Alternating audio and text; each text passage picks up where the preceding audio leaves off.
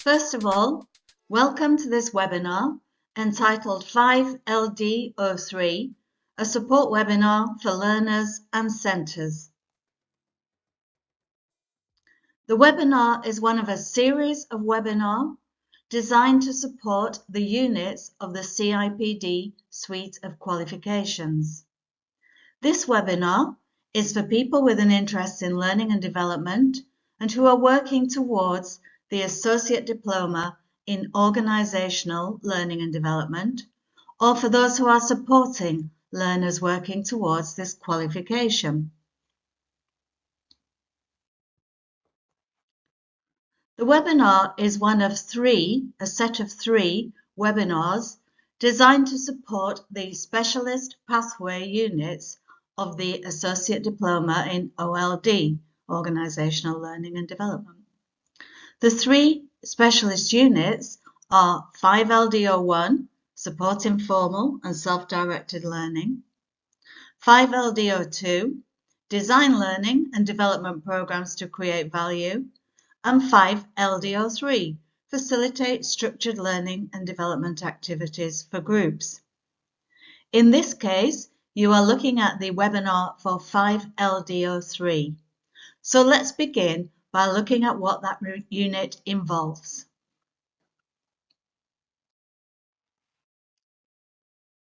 5LD03 looks at the highly skilled and also very interesting activity of facilitating structured learning and development activities for groups. It considers that prime essential skill of managing, to an extent, but definitely enabling, learning to take place in a group context. It considers the skills involved in facilitation, not just during facilitation, where they're at their highest, but also before and after facilitation.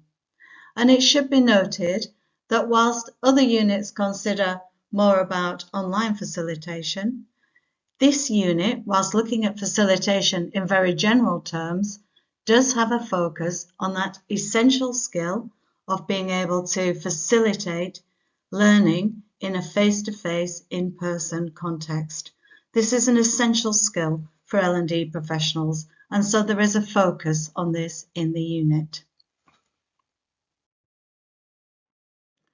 Because the assessment briefs are updated regularly, it's really important that you're working with the correct assessment brief. The briefs are written so that they enable learners to meet all the assessment criteria of the relevant unit. The brief you should be working with is shown here. This is the front page of the current assessment brief. And you can check it is the current one by checking that assessment ID there, you can see. And the assessment ID here is 5LD03 2401, meaning it is the first assessment brief issued in 2024, the first assessment brief for this unit. At the bottom of that front page, there are a couple of other important notes. There are 3 bullet points there. The first one confirms that this brief was released in June 2024, and therefore, second bullet point, that the brief will expire in June 2026. And the third bullet point, states, most importantly, that the last moderation window for assignments done against this assessment brief is September 2026. That's the last moderation window relating to this assessment brief.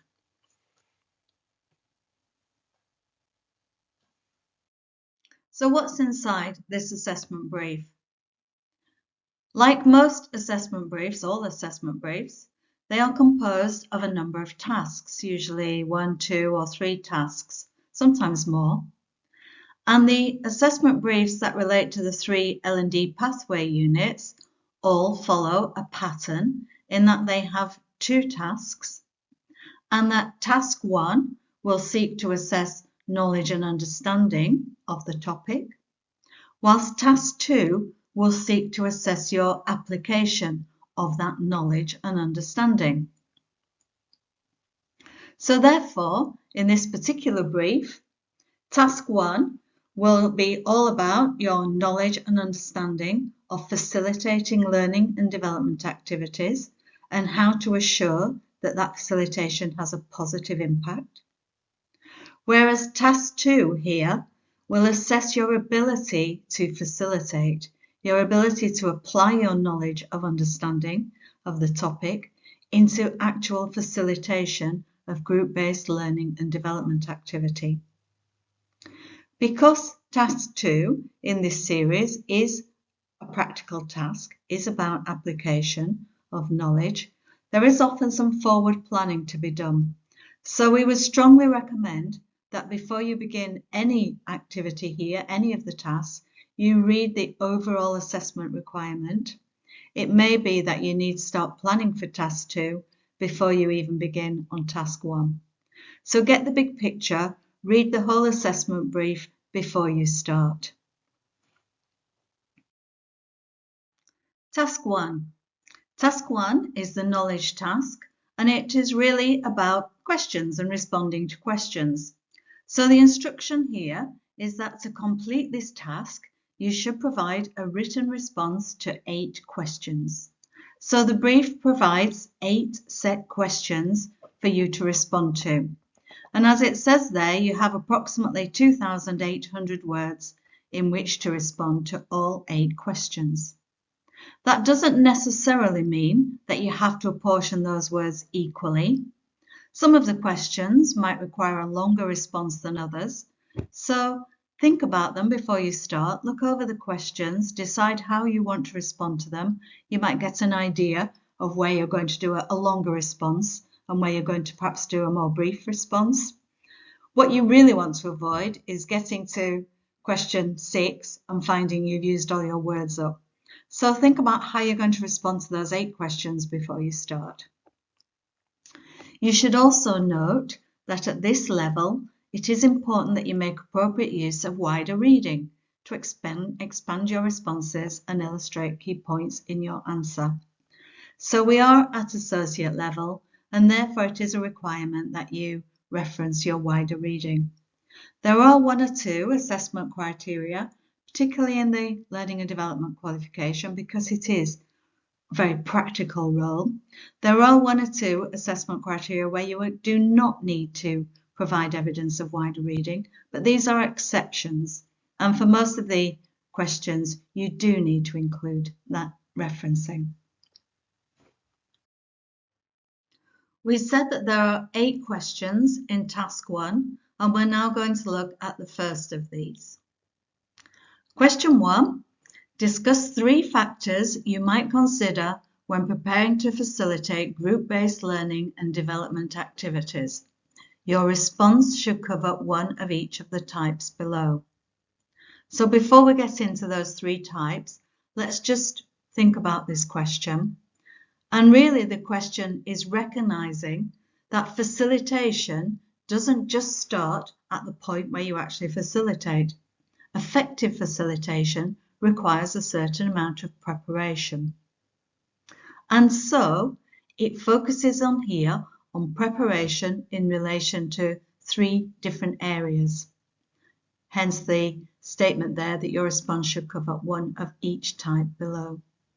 So the first area of preparation you're asked to consider is preparing your learners. So you're asked to discuss 1 factor relating to preparing the learners.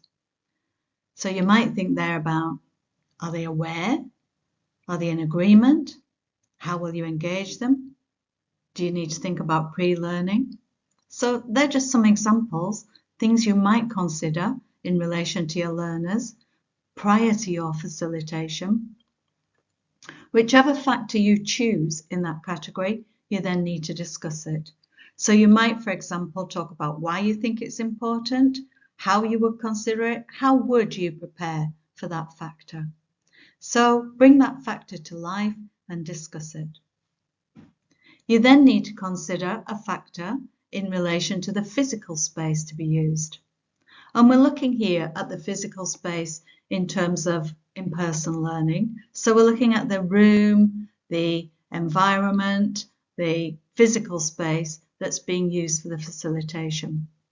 So your factor, you could relate to something like health and safety. It might be about having equipment available. It might be about the attractiveness of the space. Is the space conducive to learning? Again, etc., etc.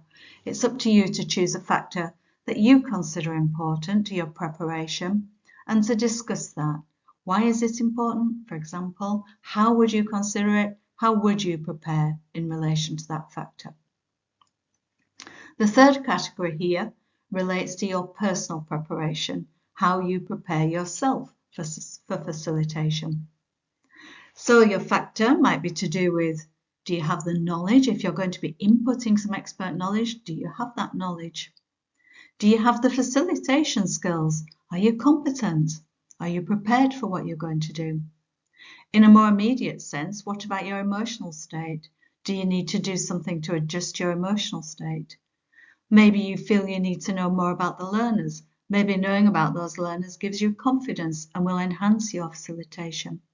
So whatever it is, whatever factor you choose, and these are just examples, you think of your own 3 factors, you need to discuss them. And in that discussion, as mentioned there, you might consider why that factor is important and how you would prepare in relation to that factor. That's question 1, and that meets assessment criteria 1.1. Moving on to question 2. Question 2 asks that we explain 3 principles that will guide our selection of learning resources or materials to support our learning activities. So in the previous question, we considered preparation in terms of preparing learners, preparing the physical space, and preparing ourselves. And now we're thinking about preparation in relation to the learning resources or materials that we would select and prepare for our facilitation. By principles, you might be considering principles around relevance, perhaps accessibility, validity, engagement, etc., etc. There are many, but it's for you to select 3 principles that are relevant, that you find relevant, and that resonate for you. You then need to explain your principles, and this is a great place to bring in wider reading. And in that explanation, to bring out how that principle would guide your selection of resources. Also a great place to use examples. You can show in your example how that principle has informed the materials you would choose. So you could give some examples of materials there. So that's question 2, and that meets assessment criteria 1.2. Question 3. Question 3 asks us to discuss the concept of facilitation along with 2 ethical factors that we as practitioners should be aware of when we're facilitating group-based learning. A hint here that whenever you see the term concept, it usually means bringing some wider reading. And there are certainly many definitions, interpretations, some theory around this concept of facilitation. So you are initially discussing that concept, bringing in your understanding, your definition of what facilitation means, whilst also referencing what others think and possibly illustrating some of that with examples of what facilitation can be. When it comes to the ethical factors, again, there's lots of things to think about here, lots of writing on the ethics of facilitation. Areas you might consider, for example, are the power balance within facilitation. You might consider the relationship between the facilitator and the learner, or between learner and learner. You might consider aspects such as groupthink and group behaviours. Your reading will inform what you write there. As mentioned, there is plenty of writing around that subject, lots around ethics of facilitation for you to reference within your answer. That's question 3, and that meets assessment criteria 2.1. Question 4. We're now moving into quite practical thinking, and we're thinking about 4 different facilitation methods or techniques that you could use to support learning in a group context. So first of all, don't get hung up on what's a technique and what's a method. Take those as a combined thing. Doesn't matter whether it's a technique or a method, and people would define them differently anyway. So you're taking 4 techniques or methods and explaining them and how you would use them. So there are many, many methods and techniques we use in facilitation, and it could be anything from opening activities to inputting content, to supporting group discussion, to managing reflecting activities. It could be closing activities. It might be things you do to support engagement. It could be anything within facilitation, any techniques or methods, perhaps ones that you particularly like or you feel you can talk about, and you're asked to explain those 4, including how you would use them. So you're showing your ability to apply, although you're just writing about it here. You're showing that you have the knowledge about how to use techniques and methods to support learning in a group context. So remember, this is in a group context. That's question 4, and that responds to assessment criteria 2.2. Question 5. Question 5 asks you to discuss 2 techniques for monitoring the effectiveness of learning activities during facilitation and 2 real-time adjustments you might make to enhance the learning process.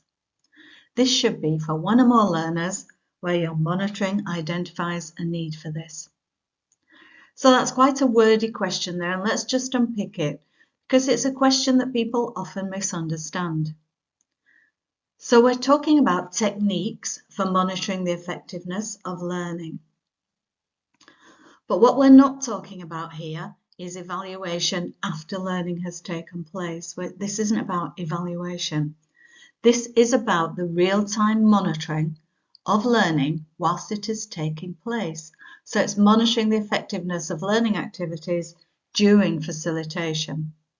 So this is looking at you as the facilitator in a facilitation, during your facilitation, looking around, being aware and thinking, are the people in the group getting what they need from this facilitation?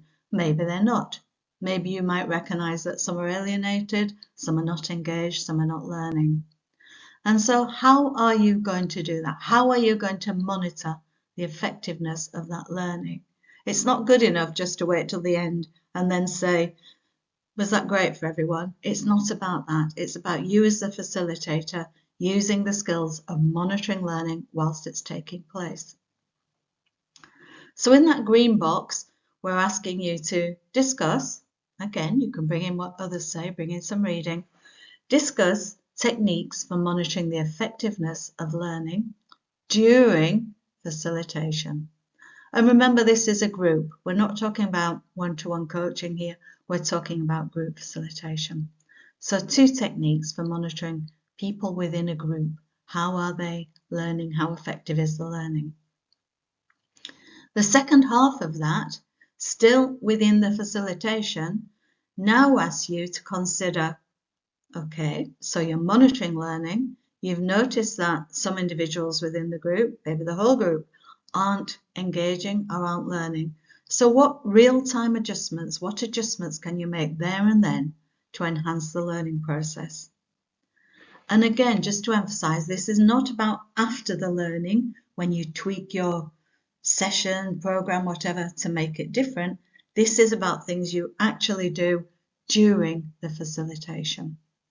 So what can you do during that facilitation if people are not engaged or not learning or don't seem happy in the process?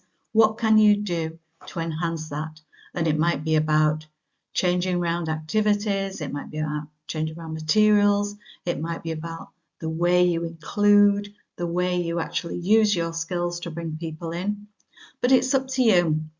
Again, another fascinating subject and a real skill, and this is the skill of facilitation, actually being aware and being able to manage and enable during the facilitation.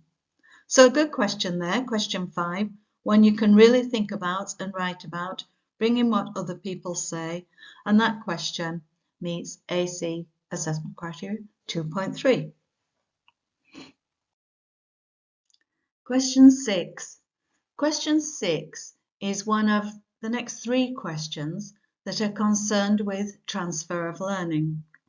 And it would be a good idea to read all 3 questions, question 6, question 7 and question 8, just so that you don't end up writing an enormous amount of material in question 6 that then leaves you with not much to write in question 7 and question 8. So look at those 3 questions before you attempt question 6 and think about what works best in which response.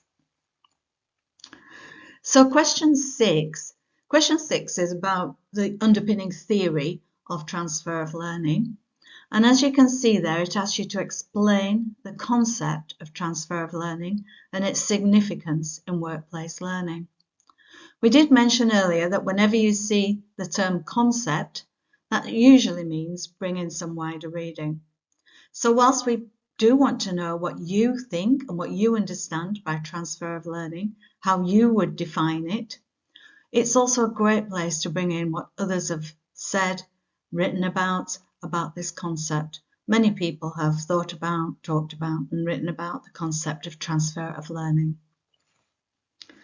So explain the concept first of all, and either within that explanation or as a follow-on from it, talk about the significance of transfer to workplace learning. And you can't really overemphasize the significance.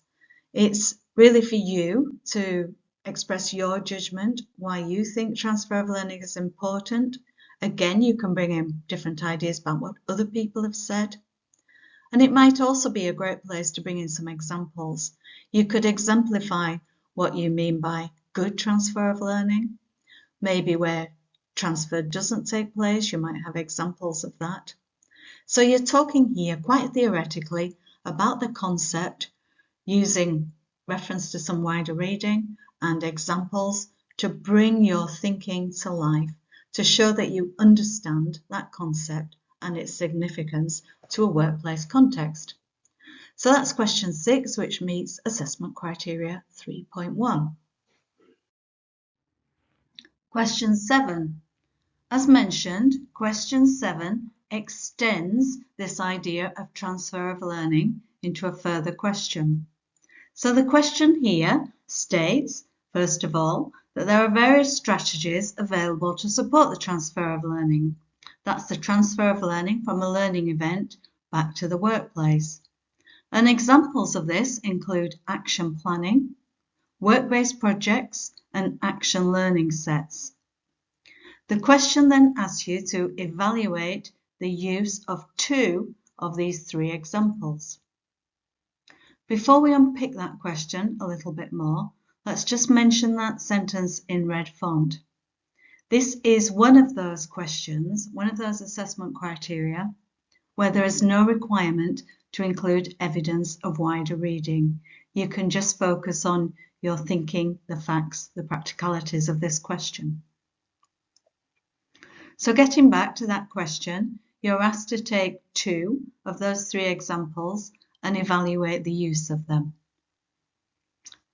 So assuming that you take action planning, the first one, as one of your 2, you should perhaps begin by explaining what we mean by action planning as a strategy for supporting transfer of learning. And then to evaluate that strategy, to evaluate what works well about action planning, what might be the pitfalls, what might be the weaknesses, what might be the problems in action planning. So it's an evaluation, but it would make good sense to explain the strategy before you evaluate it. You then need a second example from that 3, and the same again. We would recommend that you explain what you understand by that strategy, whether it's work-based projects or action learning sets, whichever is your second strategy, and then evaluate what works well about that, what might be the weaknesses, the pitfalls, potential problems of that strategy. So that's question 7. So question 8 takes us further into this concept of transfer of learning, And whilst we've looked at some of the theory of transfer of learning and some of the strategies that can be used to support transfer of learning, we're now looking at some of the roles involved. And question 8 asks us to evaluate the role of line managers in supporting transfer of learning for their team and the role learning and development professionals can play in supporting line managers to do this. So 2 parts to that question. I would take them separately and look first of all at line managers and maybe begin by explaining the role of line managers in supporting transfer for their team. How might line managers do this? Give examples. But also, because you have the command verb evaluate, it's important that you actually look at the pros and cons, the strengths and weaknesses of that role. Is it a valid role for a line manager? What's good about it? What could work well? What could be the pitfalls of the line manager having a role in supporting transfer? So remember that command verb, evaluate. So it's not just about explaining the role, you should also evaluate the role of line managers. Is it an important role? The second part of the question, as we mentioned, is about the role L&D and L&D professionals can play in supporting the line managers to actually support transfer of learning. So you're supporting the line managers to transfer learning for their team. So again, you might explain how L&D could support line managers here, maybe give examples, but don't forget that command verb. Because you're being asked to evaluate, you also need to bring in that evaluation. Is it a valid role? What works well about it? Is it important that L&D do this? What are the potential weaknesses, pitfalls? Are there any potential problems? So that's the last question on transfer of learning, and it's actually the last question in task 1. So that's question 8. That supports assessment criteria 3.3. When you have finished your response to question 8, it's likely that you have now completed task 1. So to be sure of that, just refer back to the instructions that to complete the task, you should provide a written response to 8 questions. So make sure that you have responded to all 8 questions and that you have done that in approximately 2,800 words, give or take that 10%. It's also important that you've taken note of this further instruction here and that you have made use of wider reading within your answers and that has been accurately referenced. When you're happy that you have done all that and done it to your satisfaction, then you should be ready to move on to task 2. Task 2, facilitation. We said at the beginning of this webinar that there will be 2 tasks and that the first task would assess your knowledge and understanding of the topic, but that the second task would assess your application of your knowledge and understanding of the topic, in this case, facilitation. So the task, as it says here, assesses your ability to facilitate face-to-face, in-person, group-based learning and development activity that is inclusive and that meets objectives. So it is about application, and as you would expect for a qualification in this subject at this level, you are required to have carried out some facilitation or to carry out some facilitation to meet the requirements of the unit. The instructions for task 2 are that in order to complete this task, you are required to have facilitated at least one learning activity, and that learning activity must meet the following requirements. So you're required to facilitate at least one learning activity, and that activity must be face-to-face, in person. It must be for a group of learners, i.e. 3 or more learners. It must, as stated, be for at least 1 hour duration, and it must involve some of those facilitation strategies or techniques that you would use to ensure the activity is inclusive.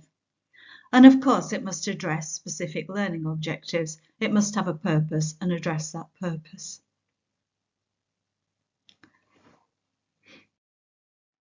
Having carried out a facilitation or several, you need to evidence that you have done that. And the main piece of evidence required for this task is a reflective piece that you're asked to write on the effectiveness of your facilitation and how that met all 5 of those requirements. The requirements stated on the task and on the slide above. So in your reflective piece, we want you to write about how the facilitation was face-to-face. So something about the context there, how it was for a group of learners, i.e. at least 3 learners, and how it was of at least 1 hour duration. So that on those first 3 bullet points, there's not much to reflect on. That's really about you confirming, explaining, giving your word about how you met those 3 criteria. So give us the context. Who was the facilitation for? What was the purpose of it? Who were the learners? How was it? 1 hour. Was it part of something bigger? Was it just 1 hour? Etc. So for the first 3 bullet points, there's a little bit of reflection, but much of that is setting the scene. However, when you get into the 4th point there, this is where your reflection really comes in. And this is where we are looking for you to show your knowledge and understanding and how you applied that knowledge and understanding. What strategies, techniques did you use in your facilitation? How did you manage that learning? How did you ensure that everyone was learning? Were you monitoring it? How did you monitor it? Did you make any adjustments to ensure the activity was inclusive? What strategies did you use in your facilitation? Did you support discussion? Did you provide some expert input to stimulate discussion? Was there some skills development in your facilitation? Etc., etc. This is your reflection on your facilitation, what you did, how you did it, and how effective it was. And so there's lots of learning you can bring out from that. Within that reflection, of course, we want to know how that facilitation met the objectives. So tell us what the objectives were and how your facilitation sought to meet those, and did it meet those? So that's your first piece of evidence, and that is the main and richest piece of evidence we want you to provide. However, there is a second piece of evidence here, and this is just some direct evidence to confirm that you have facilitated and to tell us just a little bit about it. So that direct evidence should come from one of the following categories. So it can either be an observation from a tutor, an observation or testimony from a workplace manager, or a video extract. So just unpicking those 3, if it so happened that your facilitation was observed by a tutor, then that's easy. You can just provide, or your assessor can provide, an observation of that facilitation, an observation record. Or it may be that you've facilitated learning in a different context. Perhaps you facilitated learning in the workplace or in voluntary work or at a sports or social club community. But wherever it was, you need some kind of detailed testimony from a workplace manager or equivalent who is prepared to comment in a little bit of detail about that facilitation, really confirming that it took place. And to ensure the validity of that testimony, that person should provide their contact details just in case your tutor assessor wishes to follow up. Just to note there, though, the onus is on you to get that testimony. It's not for your assessor to source or chase that up. You should provide that testimony with your reflection. The third type of evidence you can provide, if you wish, is a video extract. So that could be the beginning of your session, it could be the end of your session, it could be somewhere in the middle of your session. It doesn't matter. All we want to see there is a minimum 20 minutes video extract from your bigger facilitation.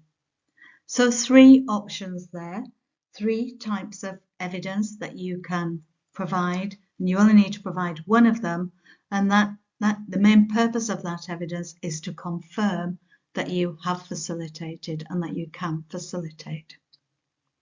Just a quick note there that evidence is not included in your word count. Also, that this task, which addresses assessment criteria 2.4, is one of those where there's absolutely no requirement to reference wider reading. This is a very practical task, task 2, and so you don't have to worry in any of that, in your reflection or anything else, about bringing in wider reading. When you've completed task 2 and of course task 1, you should have some evidence from your work, 3 items of evidence, and they must consist of, for task 1, written responses to each of the 8 set questions, and remember that must be within 2,800 words, give or take that 10%. So that's task 1, just written responses to your questions. And for task 2, your written reflection, which also has a word count. You have approximately 1,100 words to complete that reflection. And with that, we would also like some direct evidence of your facilitation, something that confirms that you have facilitated. And that evidence can take any of the 3 types of evidence described in the slide above. And of course, that second item of evidence would not be included in your word count. So when you have all of that and you've completed that evidence and provided that evidence to the best of your ability, you have completed task 1 and task 2. Just a little bit of guidance before we finalise the webinar. Things to think about in all your assignments are that you read all the instructions carefully and read them in advance. Remember to get that big picture before you start. Always respond clearly and directly to the questions. We do sometimes find that learners waste quite a lot of words writing about something that is irrelevant to the question.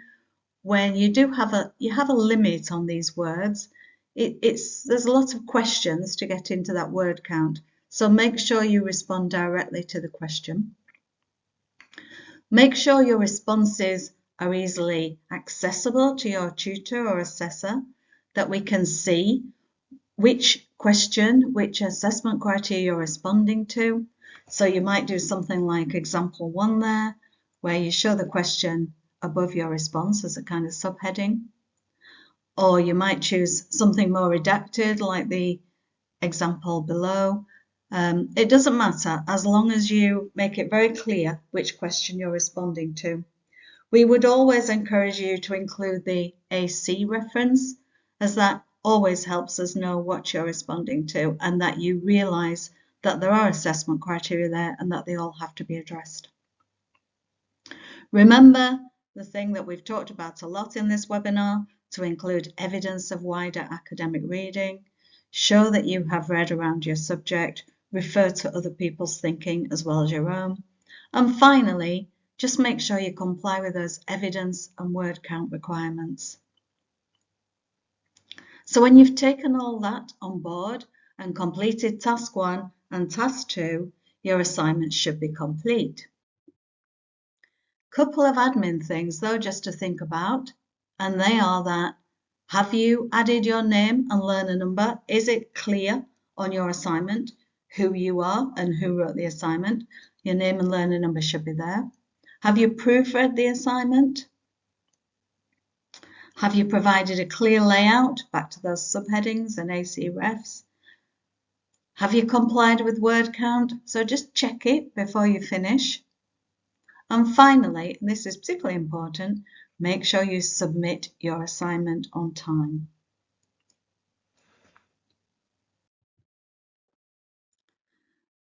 When you have complied with all of that, everything we've talked about here, you will have completed your assignment. Well done. And at this point in the webinar, you have now reached the end of the webinar. So thank you for staying with us. We do hope you've found it helpful. And if so, please note that there are recorded webinars for other units within the CIPD suite of qualifications, and certainly for the 3 pathway units within the CIPD Associate Diploma in Organisational Learning and Development. Thank you.